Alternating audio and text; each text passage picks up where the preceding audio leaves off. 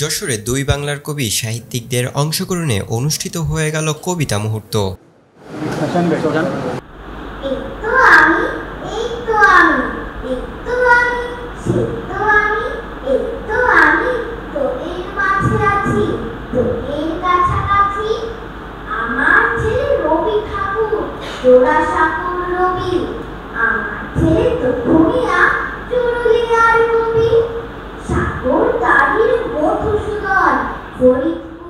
শুক্রবার বিকালে press club Jessore মিলনায়তনে যশোর সাহিত্য পরিষদের এই আয়োজনে কবিদের কথা, কবিতা পাঠ ও আবৃত্তি দর্শক শ্রোতাদের মুগ্ধ করে। অনুষ্ঠানে পশ্চিম বাংলার কবি গৌতম চৌধুরী, বাংলাদেশের কবি ফারুক নওয়াজ ও মধুসূদন পদকপ্রাপ্ত কবি সুহিতা সুলতানাকে সম্মাননা জানানো হয় উত্তরীয় ও ফুল দিয়ে।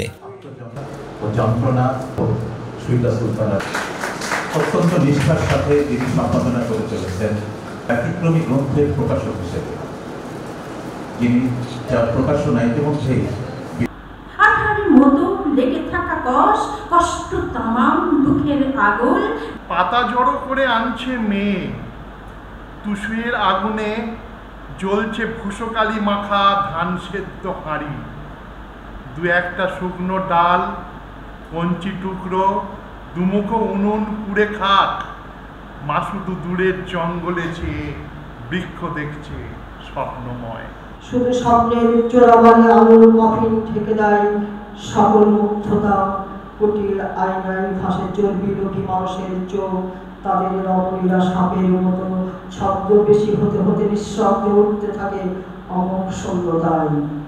যেমনি চাঁদ ওঠে, যেমনি ফুল ফোটে, যেমনি মেঘমালা আকাশে ভেসে যায়, তেমনি কবিতাও কবিকে ধরা দেয়, কবিতা এমনি এমনি এসে যায়।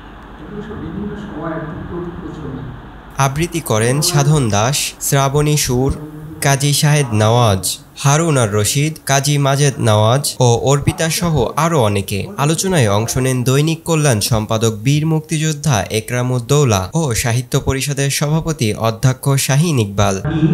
আকাশের টলটলে প্রতিবিম্ব ধারণ করে সার্কাসের জোকারের মতো, মন চায় একবার এই শহরের স্থায়ী বাসিন্দা। ডেস্ক রিপোর্ট, দৈনিক কল্যাণ।